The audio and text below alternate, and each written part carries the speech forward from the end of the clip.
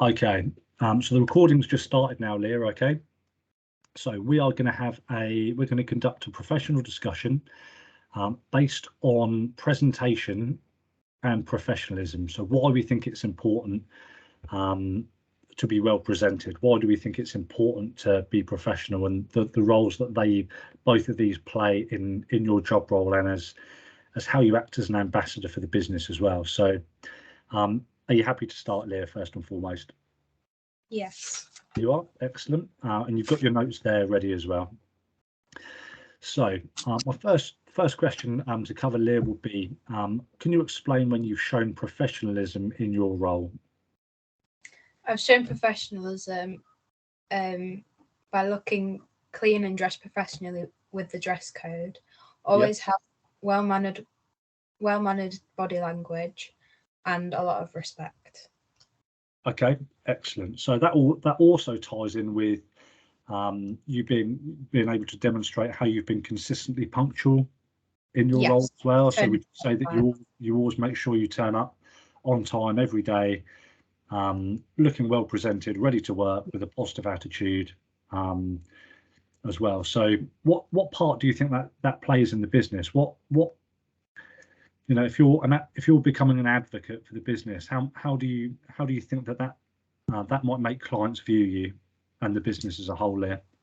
Well, first of all, I'm setting a role model up for the new employers that I have joined, and I'm also showing that I can be a good employee and a good, I don't know the word, for customers. Okay, so you're a good advocate for the business. You're a good ambassador for the business. So people will see how you work and how you're dressed, and you think, oh, that's, you know, this member of staff is representing the business really well.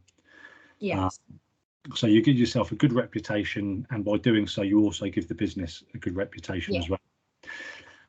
Leah, you mentioned there about your dress code.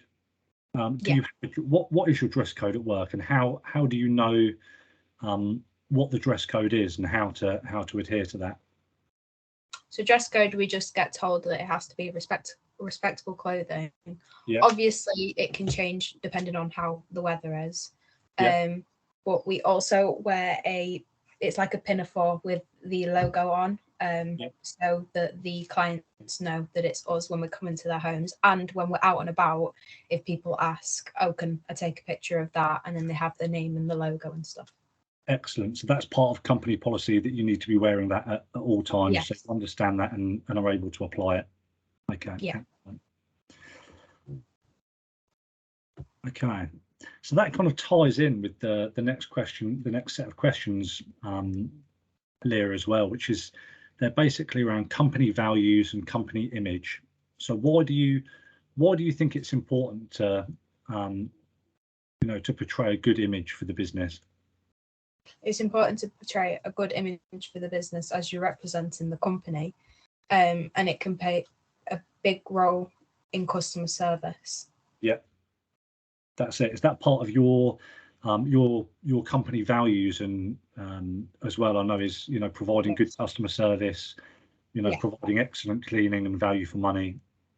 Yeah, that's kind of in line with that company ethos that you're trying to set standards for. Yeah. Next question, Leah, will be, now you've already mentioned that you try to be a role model whenever possible, so keep in mind that when we're answering this one as well. Explain how you've been a reliable member of your team.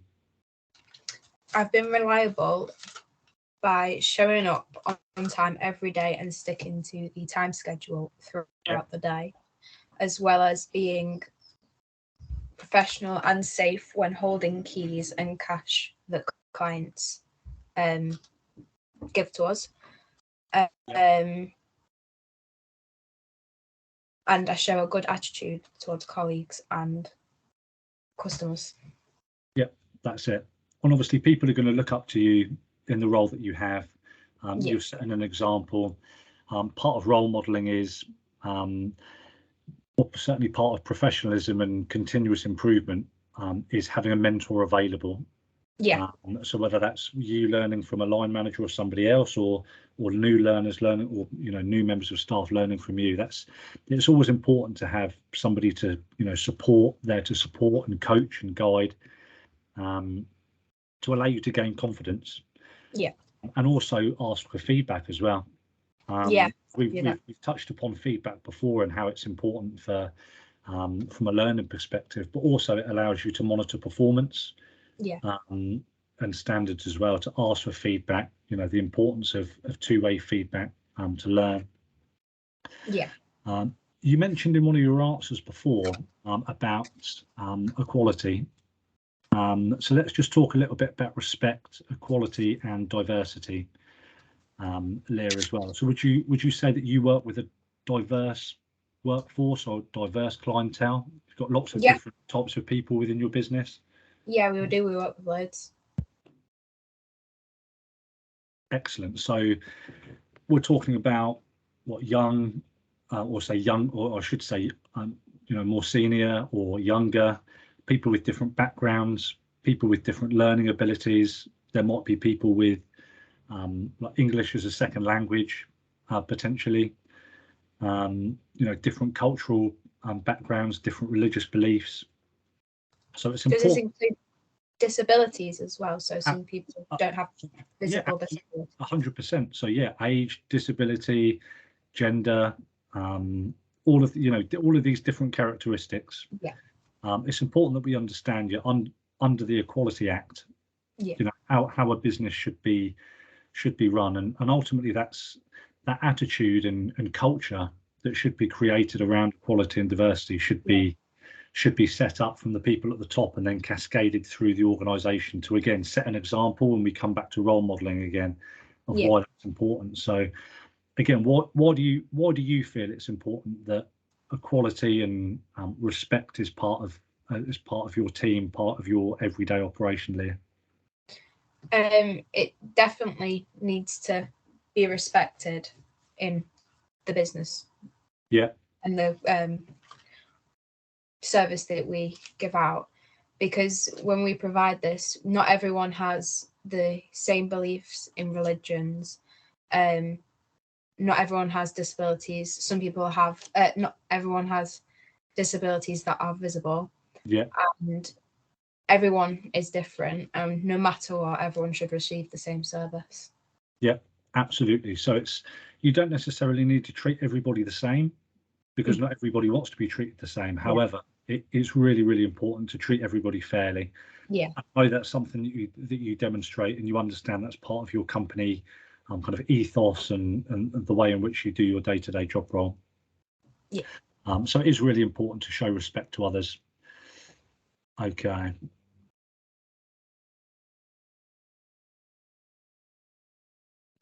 So we're just going to move back to feedback for the next question, Leah. So can you explain how you consistently behave and how you can also seek feedback at your organisation? So in what ways do you give feedback, or do you ask for feedback on your own performance? I ask for feedback from clients daily, and then with that I go away and reflect on what I could do to live up to the expectations of the clients. Yeah.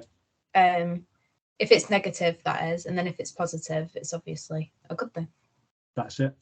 And often from positive things you can learn from that as well. What went well, why did it go well, how can we apply that in any training or any standards for current and future staff as well.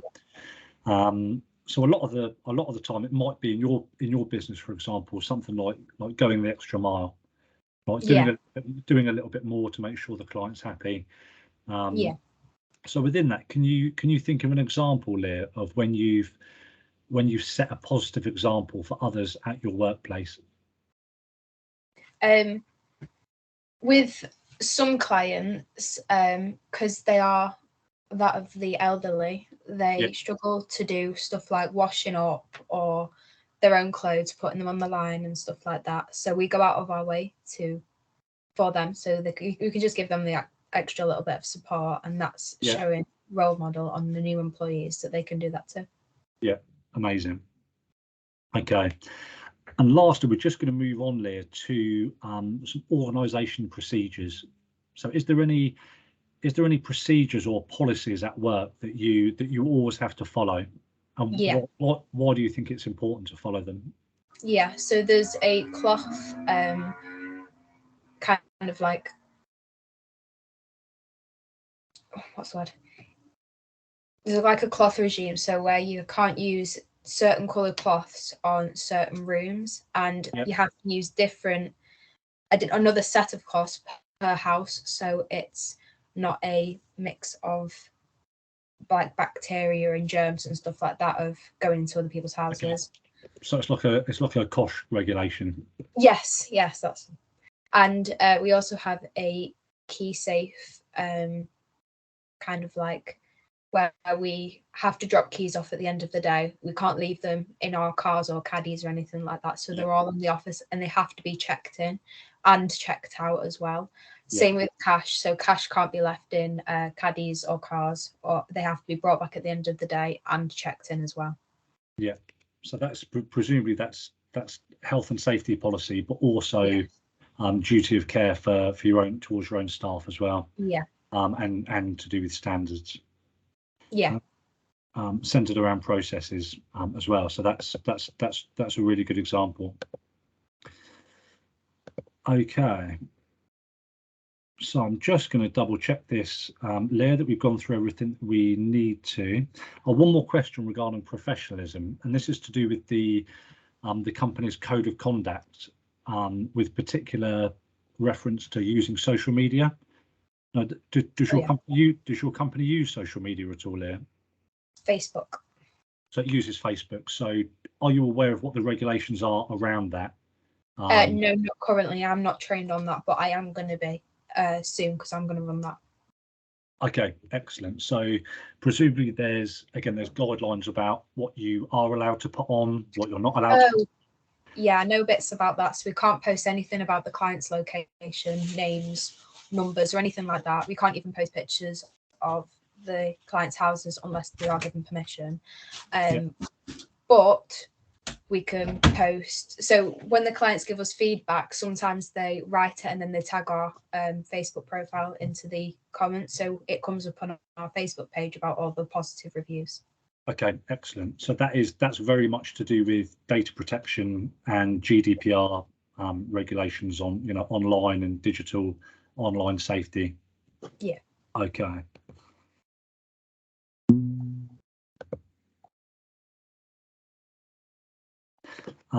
Next question, Leah, will be so this is going to be around interpersonal skills. That I know you've done interpersonal skills before, but can you explain why you think it's important to build and maintain positive relationships within your team and across people within your team? It's important to build a positive relationship with your colleagues because then there's no drama. You can just get on with your daily tasks and it's just a lot smoother and you can have a laugh and a giggle and stuff like that. And then with the customers, because you have to show respect and that's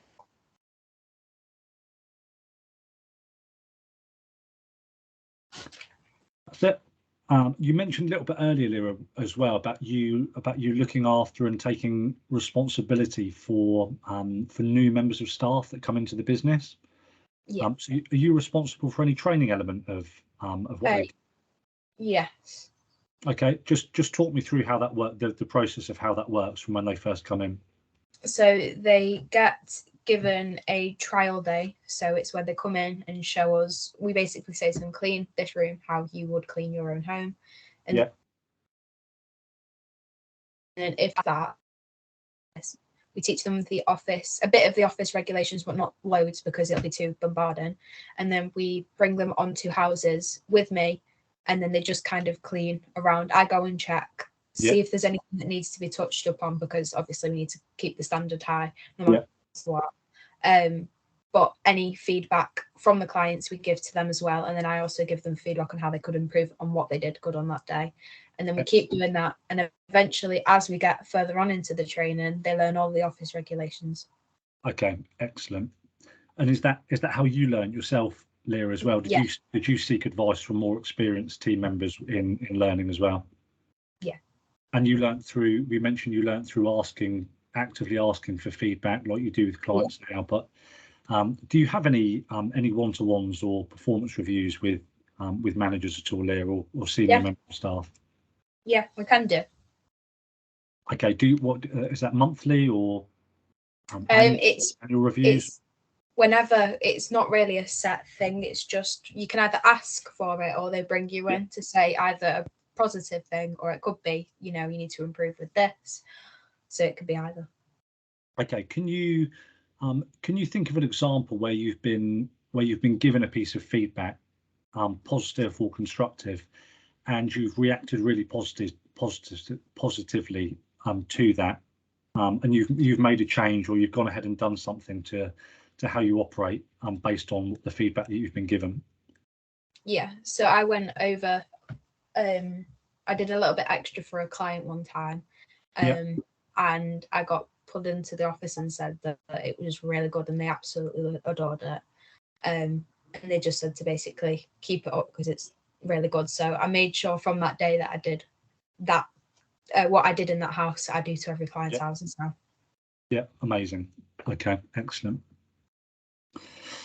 Okay, just regarding another question on processes. I know we've spoken about the process of training people coming in and how how new people get trained. What's your understanding of more financial based processes within the business, Leah? Is that something you've got involvement with, i.e. making payments or looking after customer data? I have a bit. I've done the is it called the credit? Hold on, I have it here. Yeah.